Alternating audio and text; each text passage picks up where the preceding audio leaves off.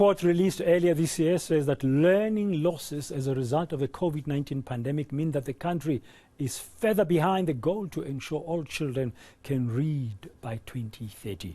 Unless radical action is taken to increase access to quality early learning, literacy outcomes will worsen. Let's discuss this now with Advocacy Lead at SmartStart, Hopolang Selebalo, just to tell us about the importance of quality in terms of our early learning programs. Why is this important? Good afternoon, Hopolang. Welcome to today. Tell us why quality is important. Good afternoon, Dan. Thank you so much for having me on.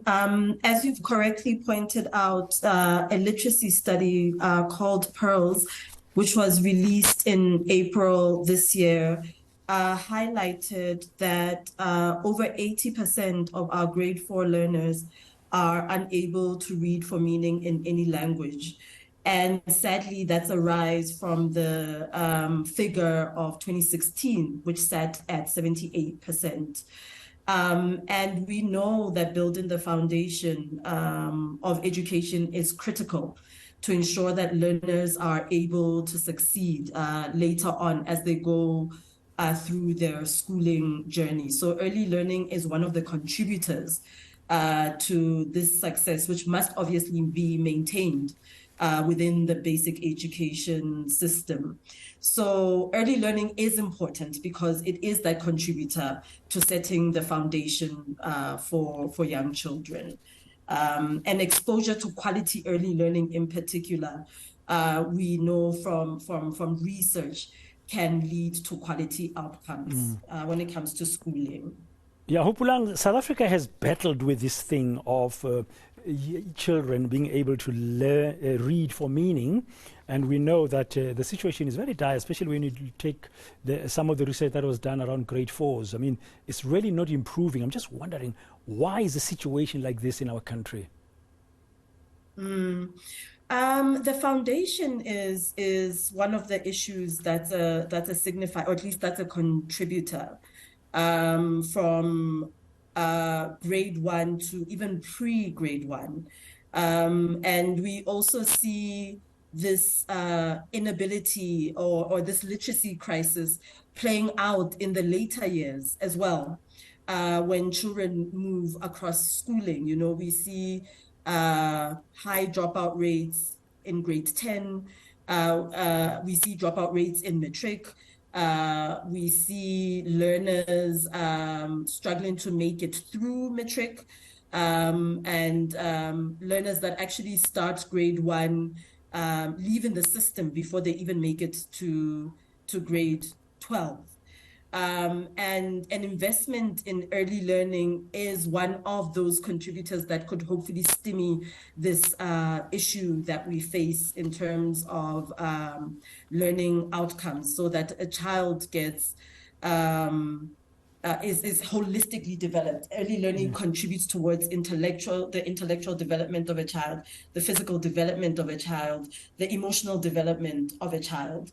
And as we've spoken about, research has shown that having access to early learning programs can curb learning deficits, can strengthen economic development, can help children self-actualize, you know, and contribute to curbing high dropout rates later on. And we need to invest as a country in this particular sector. Yeah. And the great news is that movement of ECD from the Department of Social Development to the Department of Basic Education.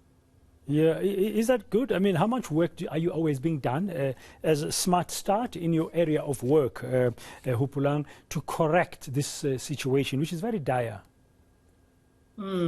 We work with our partner organizations to enable access and to enable quality access to early learning programs.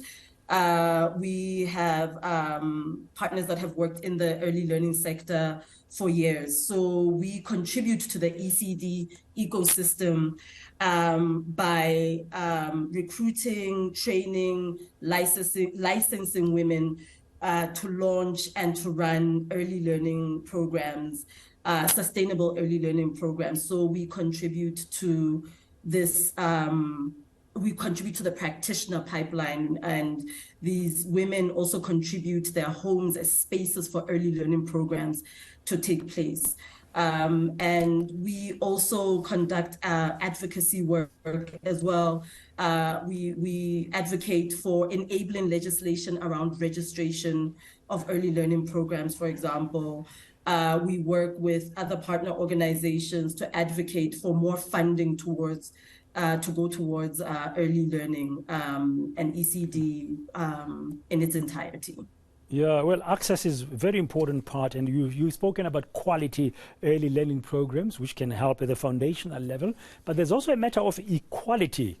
I mean, there's a view that says that equality will start with early learning. I mean, what does that mean? I mean, at the moment, provisioning is inadequate. So there are over 1 million learners or 1 million children between the ages of 3 to 5 years old who are not attending any form of early learning programs. And the access gap is highest in the poorest communities, and even higher in rural communities. So when it comes, we are really struggling to dismantle historic legacies around race and class and who has access to what. And that is why it's so important to scale up access to these services so that all children can benefit. All children can self-actualize, all children can develop, all children can make it through their schooling journey and beyond that. Yeah, particularly those in marginalized and vulnerable communities. Yeah, the poor areas, as you said, the rural areas. There is a role here for innovation using technology.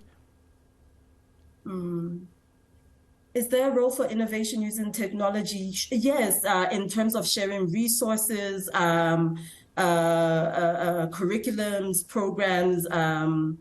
Also, it's important to gather data as well, you know, just to, like, technology will help us enable that. But I think in relation to practitioners and the sharing of resources, technology does have a vital role to play. Okay, thank you very much for your time this afternoon. Hopolang Selebalo of SmartStart, just talking about the literacy crisis we see in the country, especially the fact that a bulk of our children cannot read for meaning. And they just suggesting some ways we can address this in the country.